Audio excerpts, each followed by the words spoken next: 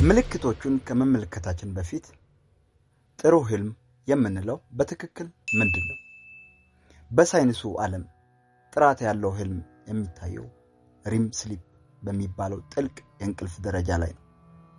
በዚህ ሰዓት አእምሮአችን የቀን ውሏችንን ያደራጃል፣ መርዛማ ሐሳቦችን ያስወግዳል እና የወደፊት ህይወታችንን በምልክት ይስላል። መንፈሳዊው ዓለም ደግሞ ህልምን የነፍስ መነጋገሪያ መስኮት ያደርገዋል። ጥሩ ህልም የሚያዩ ሰዎች አእምሮአቸውና ነፍሳቸው በከፍተኛ ሰላምና ንቃት ሃይ ቫይብሬሽን ላይ ይገኛል። አሁን ወደ ዋናው ነጥብ እንለፍ። እናንተስ ጥሩ ህልም አላሚ ናችሁ? ምልክቶቹን አብረን እንፈትሽ። ከዛ በፊት ግን ይህንን ቪዲዮ ላይክ አድርጉ። ሰብስክራይብ ያላደረጋችሁ ደግሞ ሰብስክራይብ በማድረግ ወደሚቀጥለው እንግባ። አንደኛ፣ ከፍተኛ የስሜት ብልህነት።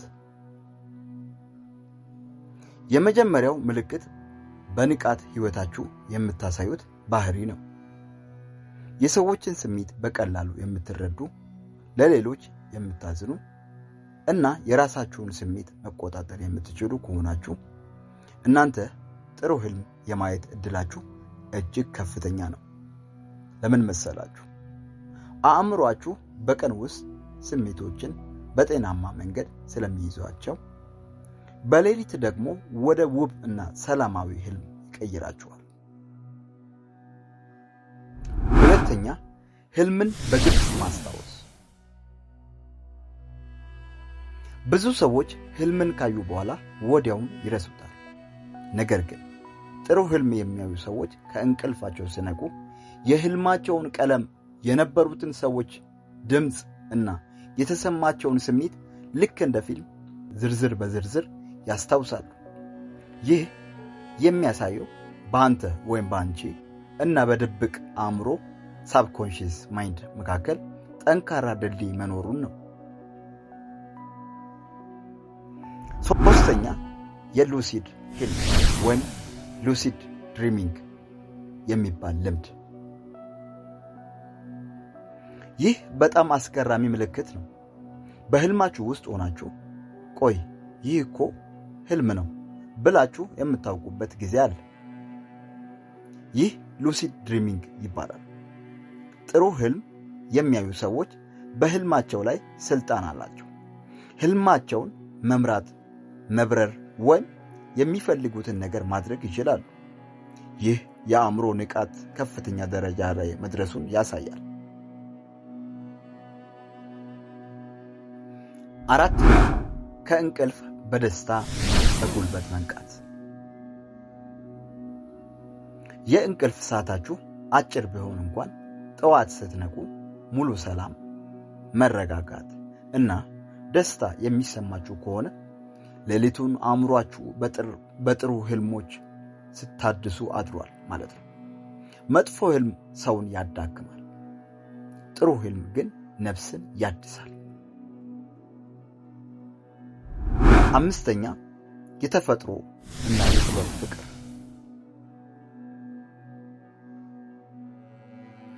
ለተፈጥሮ ውበት ልዩ ስሜት አላችሁ? ለሙዚቃ፣ ለጽሑፍ ወይም ለስዕል ጥበብ ትልቅ ፍቅር ያላቸው ሰዎች የፈጠራ አቅማቸው ክሬቲቪቲ ከፍተኛ ነው። ይህ ከፍተኛ የፈጠራ አቅም ደግሞ በሌሊት ወደ ውብ ምናባዊና መልካም ህልሞች ይቀየራል። ቀጣዮቹ እና ይበልጥ ምስጢራዊ ወደ ሆኑ ምልክቶች እንለፍ። ከዛ በፊት ግን በድጋሚ ይህንን ቪዲዮ ላይክ ማድረጋችሁን እንዳትረሱ። ሰብስክራይብ በማድረግ ወደሚቀጥለው እንለፍ።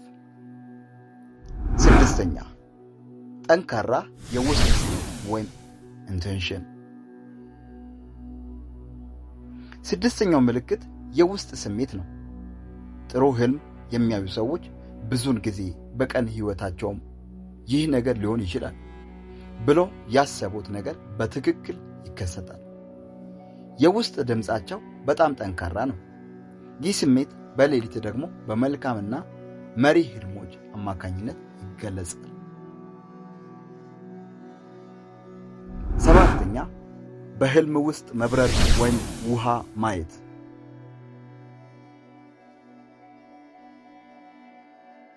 በህልማቸው እንደ ወፍ በነፃነት የሚበሩ ወይንም ጥራቱ እጅግ የጸዳ ውብ ባህር ወይም ወንዝ የሚያዩ ሰዎች የውስጥ ነፃነት ያላቸው ሰዎች ናቸው። ይህ ምልክት የሚያሳየው አእምሮአችሁ ካለፈው ቁስል እና ጭንቀት መላቀቁን ወደ ብሩህ ተስፋ እየተጓዘ መሆኑን ነው። 8ኛ ከቀን ጭንቀት የመላቀቅ ችሎታ። ቀኑ ምንም ያህል አስቸጋሪ እና ውጥረት የበዛበት ቢሆንም ወደ አልጋችሁ ስትሄዱ ሁሉንም ነገር ረስታችሁ አእምሮአችሁን ባዶ ማድረግ ትችላላችሁ። ይህንን ማድረግ የሚችሉ ሰዎች ለአእምሮአቸው ሰላማዊ መድረክ ያዘጋጃሉ። በመሆኑም አእምሮአችሁ በመጥፎ ትዝታዎች ፈንታ ውብ የሆኑ ህልሞችን እንዲያመርት ይረዳዋል።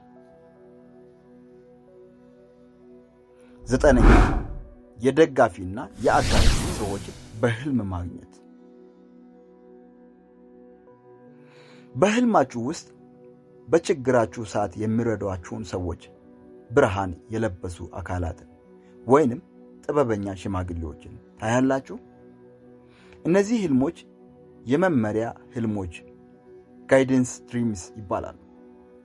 እንደዚህ አይነት ህልሞች በተደጋጋሚ የሚያዩ ሰዎች በህይወታቸው ውስጥ ትክክለኛውን መስመር ለመያዝ የሚረዱ ምልክቶችን ከድብቅ አእምሯቸው የማግኘት ልዩ ስጦታ አላቸው። 10ኛ ህልም ከእውነተኛ ህይወት ጋር መጣጣሙ። የመጨረሻውና አስገራሚ ምልክት ያያችሁት ጥሩ ህልም ከቀናት ወይም ከሳምንታት በኋላ በእውነተኛ ህይወታችሁ ሲከሰት ማየት ነው። ይህንን ክስተት እኮ በፊት በህልም አይቼዋለሁ የሚለው ስሜት በተደጋጋሚ የሚገጥማችሁ ከሆነ እናንተ ተራ ህልም አላሚ አይደላችሁ። አእምሮአችሁ የነገሮችን ሂደት አስቀድሞ የመተንበይ እና የመተንተን ከፍተኛ ብቃት አለው ማለት ነው። ጥሩ ህልም ለማየት ምን ማድረግ አለብን? እንግዲህ እነዚህን 10 ምልክቶችን ተመልክተናል። ምናልባት አንዳንዶቻችሁ እኔ እነዚህ ምልክቶች የሉኝም፣ ሁልጊዜ መጥፎ ህልም ነው የማየው ወይንም ህልም አይታወሰኝም ትሉ ይሆናል። ነገር ግን አትጨነቁ፣ ጥሩ ህልም የማየት አቅምን ማሳደግ ይቻላል። ሳይንቲስቶች እና የስነ ልቦና ባለሙያዎች የሚመክሯቸውን እነዚህን 4 ቀላል መንገዶችን ተለማመዱ። 1ኛ የህልም ማስታወሻ ድሪም ጆርናል ያዙ። ከእንቅልፋችሁ ስትነቁ ያያችሁትን ማንኛውንም ትንሽ ነገር ወዲያውኑ ጻፉ። ይህ አእምሮአችሁ ህልምን እንዲያስታውስ ያሰለጥነዋል። 2ኛ ከመተኛታችሁ 1 ሰዓት በፊት ስልክ አቁሙ። የሰማያዊ ብርሃን ወይም ብሉ ላይት አእምሮ ጥልቅ እንቅልፍ እንዳያገኝ ይከለክላል። 3ኛ የመኝታ ክፍል ሰላም። ክፍላችሁ ጨለማ፣ ቀዝቃዛ እና ጸጥ ያለ እንዲሆን አድርጉ። 4ኛ የአእምሮ ዝግጅት። ከመተኛታችሁ በፊት ዛሬ ማታ ውብና ሰላማዊ ህልም ማየት እፈልጋለሁ ብላችሁ ለራሳችሁ ንገሩ። ህልሞቻችን የህይወታችን ነጸብራቅ ናቸው። ጥሩ ህልም ማየት የአእምሮአችን ሰላም፣ የነፍሳችንን ንቃትና የውስጥ ስጦታችን መገለጫ ነው። ዛሬ ከተነጋገርናቸው 10 ምልክቶች ውስጥ እናንተ ጋር የተገጣጠሙት ስንቶች ናቸው? ሉሲድ ህልም አይታችሁ ታውቃላችሁ ወይስ ህልማችሁ እውን ሆኖ ያውቃል? የእናንተ አስገራሚ የህልም ታሪክ በኮሜንት መስጫው ላይ አካፍሉኝ። ሁሉንም አነባለሁ። ቪዲዮ ጠቃሚ ሆኖ ካገኛችሁ ለጓደኞቻችሁ ሼር ማድረጋችሁን፣ ቪዲዮን ላይክ ማድረጋችሁን እና መሰል ጥያቄ መረጃዎች ሁልጊዜ እንዳደርሳችሁ ቻናሉን ሰብስክራይብ ማድረጋችሁን እንዳትረሱ። በሚቀጥለው ቪዲዮ ይበልጥ በሚያስደንቅ ርዕስ እስክንገናኝ ድረስ ሰላማዊ እንቅልፍና ውብ ህልም ይሁንላችሁ። ቻው።